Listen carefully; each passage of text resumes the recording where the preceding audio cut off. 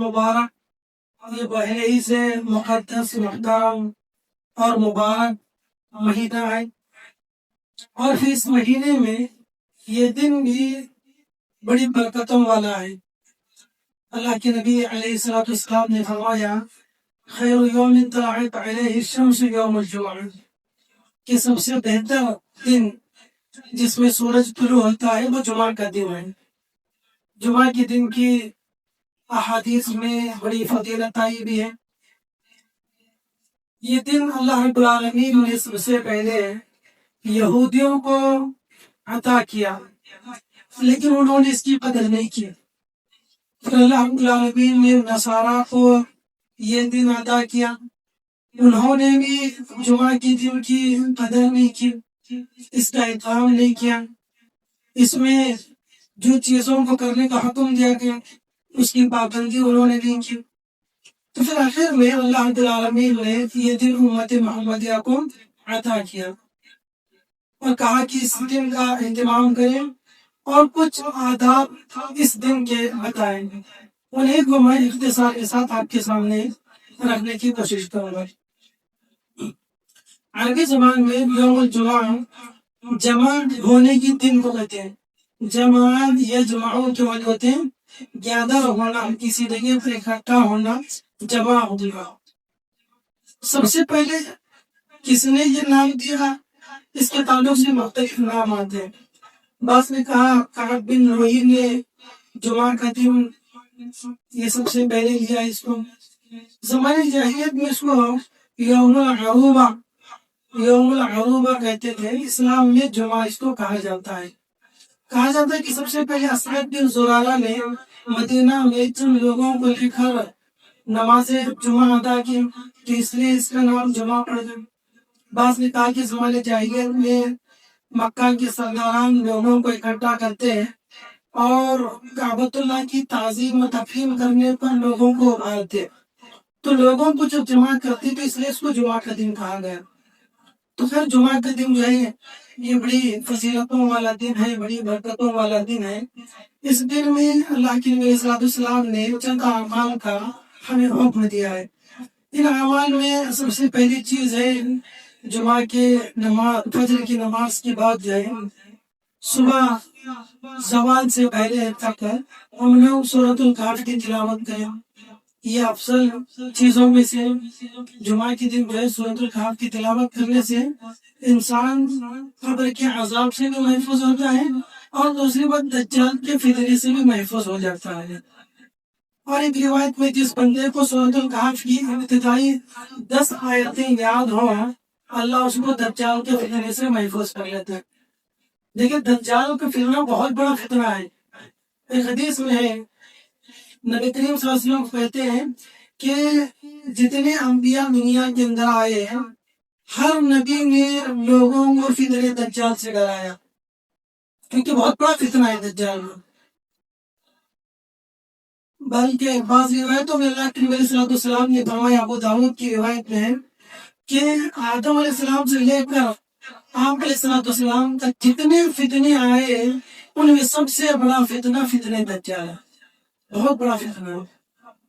اچھے اچھے مومنین جو ہے اس سے مقابلہ کرنے کے لیے جائیں گے کہ میں تو مومن ہوں، میں اس کا مقابلہ کروں گا، لیکن دجال جو شیطانی ہتھ کنڈے ظاہر کرے گا، وہ کہیں کہ بارش ہو جا بارش ہو جائے گی، وہ کہے گا دھوپ ہو جا تو دھوپ پڑ جائے گی، مردوں کو قبر سے نکالے گا، زندہ کرے گا۔ تو یہ ایسی چیزیں کچھ اللہ نے اختیارات دیا ہے بندوں کو آزمانے کے لیے، تو وہ اس طرح کے ہتھ کنڈے جب کرنے لگے گا تو جو مومن ہے انہی جگہ پر وہ بھی اس کے بہکاوے میں آ جائے گا اور اس میں منتقل بن جائے گا۔ اسی لیے اللہ کے نبی نے فرمایا، ابو داؤد کی روایت ہے کتاب الملاحق کے اندر، من سمع منکم للدجال فلینع عنہ، جو کوئی بندہ دجال کے بارے میں سنے کہ دجال آ چکا ہے تو اس سے جتنا ہو سکے دور رہے، جتنا ہو سکے دور رہے۔ اس لیے کہ آدمی یہ سوچ کر آگے بڑھے گا کہ میں مومن ہوں، مقابلہ کروں گا، لیکن اس کے بہکاوے میں آ کر کافر ہو جائے گا۔ تو دجال کا فتنہ بہت بڑا فتنہ ہے۔ اللہ کے نبی نے کہا جس کو سورۃ الکہف کی ابتدائی 10 آیتیں یاد ہوگی اللہ اس کو دجال کے فتنے سے بچائے گا۔ تو میرے بھائیوں، ہم لوگوں کو چاہیے کہ سورۃ الکہف کی ابتدائی 10 آیتیں ہم لوگ یاد کریں اور اپنے بچوں کو بھی یاد کریں۔ یہ کوئی بہت بڑی چیز نہیں ہے، 10 آیتیں یاد کرنا کوئی بہت بڑی چیز نہیں ہے۔ وہ مشکل جو ہے ایک صفحہ سورۃ الکہف کا ہے، تو اس کو یاد کریں، اس سے انسان دجال کے فتنے سے محفوظ رہے گا۔ تو خیر سب سے پہلے جو ہے جمعہ کی دن ہمیں سورۃ الکہف کی تلاوت کرنی ہے، اور دوسرا جو ہے کثرت سے نبی کریم صلی اللہ علیہ وسلم پر درود پڑھنا ہے۔ آپ علیہ الصلوۃ والسلام نے فرمایا ان من افضل ایامکم یوم الجمعہ فاکثروا علی من الصلاۃ فإن صلاتکم معروضۃ علی، او کما قال علیہ الصلوۃ والسلام۔ آپ نے کہا لوگوں، جمعہ کا دن آپ کے دنوں میں سب سے افضل دن ہے۔ پہلے کہا گیا بہتر دن ہے، یہاں کہا گیا افضل دن ہے۔ ایک روایت میں سید الایام کہا گیا، اور ایک روایت میں عید کہا گیا، مومنوں کی عید اس دن کو کہا گیا۔ تو اس روایت میں کہا گیا بہتر دن ہے، افضل دن ہے، اس دن میرے اوپر کثرت سے درود پڑھا کرو۔ تو دوسری چیز ہمیں جو ہے نبی کریم صلی اللہ علیہ وسلم پر درود پڑھنا ہے۔ پہلی چیز سورۃ الکہف کی تلاوت، دوسری چیز جو نبی کریم صلی اللہ علیہ وسلم پر درود پڑھنا ہے، اور اس کے بعد کچھ آداب آپ نے بیان کیے ہیں۔ جمعہ کی لائیں تو غسل کر کریں، اچھی طرح غسل کریں، سر پر سے نہائیں، بعض روایت میں کہ فیغسلوا رأسہ، کہ اپنے سروں کو اچھی طرح دھو لو، اور کما قال علیہ الصلوۃ والسلام۔ تو غسل کرنا ہے، اچھی طرح غسل کرنا ہے۔ بعض روایت میں غسل جنابہ، جیسے آدمی جنوبی ہونے کے بعد جنابت کا غسل بڑے اہتمام کے ساتھ کرتا ہے، بڑی پاکی اور صفائی کے ساتھ کرتا ہے، ویسے ہی جمعہ کے دن بھی غسل کرنا ہے۔ دیکھیے شیخ ابن عثیمین رحمہ اللہ کہتے ہیں کہ جب سے مجھے پتا چلا کہ جمعہ کے دن غسل کرنا ضروری ہے، تو میں نے اپنی پوری زندگی میں کبھی جمعہ کا غسل نہیں ترک کیا، کبھی نہیں چھوڑا میں، چاہے سفر میں ہو، حضر میں ہو، صحت مند ہو، بیمار ہو، پھر بھی میں غسل کرتا۔ تو غسل جو ہے ضروری ہے، جمعہ کے دن غسل کرنا چاہیے۔ وَيَلْبَسْ أَحْسَنَ ثِيَابِهِ، اور اپنے کپڑوں میں سب سے عمدہ جو لباس ہو وہ زیب تن کر لینا چاہیے۔ اب ہم لوگ کیا کرتے ہیں، چھٹیوں کے دن جو ہے اچھا لباس پہنتے ہیں، کسی کی اتوار کو چھٹی ہے، کسی کی منگل کو چھٹی ہے، فلاں دن بڑا اہتمام کرتے ہیں، لیکن اللہ کے نبی کا جمعہ کے دن سب سے بہتر لباس استعمال کر دیتے ہیں، اس لیے کہ مسلمانوں کی عید کا دن ہے، اس میں بہتر، افضل اور اچھا لباس ہمیں پہننا چاہیے، غسل کر آنا چاہیے، عمدہ لباس پہننا چاہیے، خوشبو لگانا چاہیے، اللہ کے نبی کا خوشبو کا استعمال کریں۔ اگر انسان کے پاس اپنی خوشبو نہ ہو، ولو من طیب امراتی، اگر اپنی بیوی کے پاس کی خوشبو ہے ان کی تو وہ استعمال کر سکتا ہے، لیکن خوشبو عطر ضرور استعمال کریں، جمعہ کی دن جو ہے خوشبو کا استعمال ضرور کرنا چاہیے۔ دیکھیے مردوں کے لیے خوشبو الگ ہے، عورتوں کے لیے خوشبو الگ ہے، ہاں کچھ پاون خوشبو دونوں استعمال کر سکتے ہیں، لیکن جو معیار، جو کرائٹیریا اللہ کے نبی نے بتایا ہے، مرد کی خوشبو لون طیب الرجل ما خفی لونه وظهر ريحه، وطیب المرأة ما ظهر لونه وخفی ريحه۔ اللہ کے نبی نے کہا مرد کی خوشبو وہ ہے جس میں رنگ نہ ہو، رنگ غالب نہ ہو، بلکہ خوشبو زیادہ ہو، خوشبو زیادہ ہو، رنگ کم ہو، اور عورت کی خوشبو جس میں رنگ زیادہ ہو، خوشبو کم ہو۔ عورت کو زیادہ خوشبودار استعمال نہیں کرنا چاہیے، اللہ کے نبی نے منع کیا، اور بالخصوص جب وہ گھر سے باہر نکلے، کسی نے شادی بیاہ میں نکلے، یا کسی کے عیادت کے لیے نکلے، رشتہ دار کے پاس نکلے، یا جمعہ کے لیے آئے، تو خوشبودار چیزیں استعمال نہ کریں۔ برائے نام کوئی ہلکی پھلکی خوشبو الگ چیز ہے، لیکن زیادہ خوشبو کی چیزیں عورت کو کبھی بھی استعمال نہیں کرنی چاہیے۔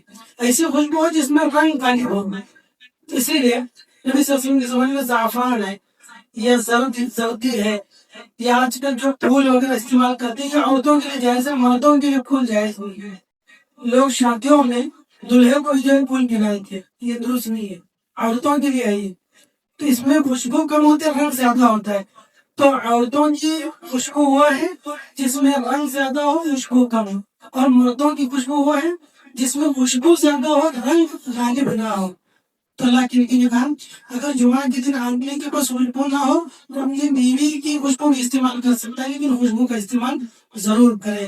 اس لیے کہ بہت سارے لوگ اکٹھا ہوتے ہیں تو ایک دوسرے کو پسینے کی بدبو نہ آئے، تکلیف نہ آئے، اس لیے اللہ کے نبی نے غسل کرنے کا حکم دیا اور خوشبو کا استعمال کا حکم دیا۔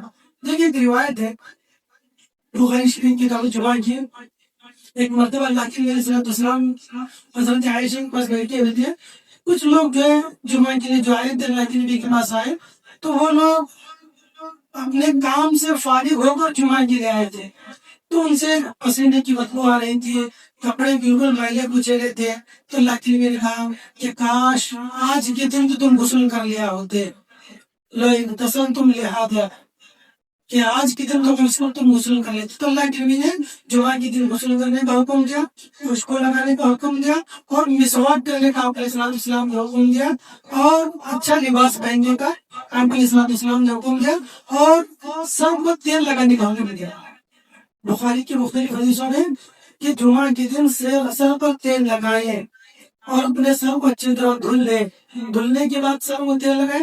اس کے بعد آپ نے فرمایا جو بندہ ان تمام چیزوں کا اہتمام کر کر جمعہ کے لیے مسجد کو آئے اور دو لوگوں کو فلان کر آگے نہ بڑھے، دو لوگوں کو جدا نہ کرے، بلکہ جہاں جگہ ملے وہاں پر بیٹھ کر جتنا اللہ نے اس لیے مقدر کیا ہے اتنی نمازیں پڑھ لے۔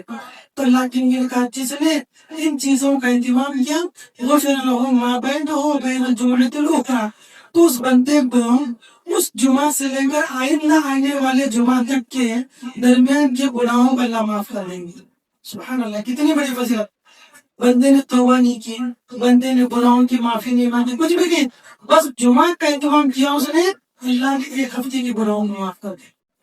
اور ایک روایت میں وہ زیادہ تو خیرات کیا مزید 3 دن کے گناہوں کو اللہ معاف کر لیں گے، یعنی یہ 7 دن پلس 3 دن، یعنی 10 دنوں کے گناہوں کو اللہ معاف کر دیں گے صرف جمعہ کے اہتمام کی وجہ سے۔ اب اگر کوئی بندہ ایسا ہے جو ہر جمعہ میں یہ اہتمام کر رہا ہے تو ظاہر بات ہے اس کے اس جمعہ سے اگلے جمعہ تک کے گناہ معاف ہو گئے، پلس 3 دن کے گناہ معاف ہو گئے، تو اس کے بعد والے جمعہ کی بس اس کی بس صرف 4 دن بچے جس کے اندر گناہ ہو سکتے ہیں، تو پھر اس کے بعد والے جمعہ کا حساب کریں تو اس کے پاس ایام کم ہے، گناہوں کی معافی زیادہ دن کے ہے، گناہ کم دن کے ہے، تو ایسے وقت میں اگر گناہ نہیں ہے تو اللہ اتنی نیکیاں اس کو دے گا، اس لیے کہ آلریڈی اس کے اس ہفتے کے گناہ پچھلے ہفتے معاف ہو گئے، پچھلے ہفتے جو ہے اس ہفتے کے گناہ اس کی معاف ہو گئے، تو ایسی صورت میں اللہ اس کو نیکیاں عطا کرے گا۔ تو اللہ کی بارگاہ میں اجر و ثواب کی کمی نہیں ہے، بہت دینے والا اللہ تعالیٰ، انک انت الوہاب، اللہ کے ساتھ وہاب ہے، بے حساب دینے والی ذات اللہ تعالیٰ کی، تو اللہ تعالیٰ گناہوں کو بھی معاف کریں گے، اور اگر گناہ نہیں ہے تو اللہ تعالیٰ نیکیاں عطا کریں گے۔ تو جمعہ کے دن جو ہے یہ بڑی فضیلتوں والا دن ہے، اس دن کا ہمیں اہتمام کرنا چاہیے اور جلد سے جلد جمعہ کو حاضر ہونا چاہیے، جتنا جلد پہنچے اتنا زیادہ ثواب ہے۔ پہلی گھڑی میں آئے گائے کا ثواب، دوسری اونٹ کا ثواب، دوسری گھڑی میں آئے گائے کا ثواب، اس کے بعد دمبے کا ثواب، اس کے بعد مرغی کا ثواب، اس کے بعد جو ہے انڈے کا ثواب۔ اس کے تعلق سے مزید کچھ تفصیل ہے انشاءاللہ تو آئندہ جمعہ کے درس میں ہم لوگ دیکھنے کی کوشش کریں گے۔ تو خیر جمعہ کے دن جو ہے آنا چاہیے، جمعہ کی جو آداب ہے وہ آداب کا پاس و لحاظ ہمیں کرنا چاہیے۔ اللہ تعالیٰ سے اللہ میں کہنے سننے سے زیادہ عمل صالح کو توفیق نصیب فرمائیں، آمین یا رب العالمین۔ السلام علیکم ورحمۃ اللہ۔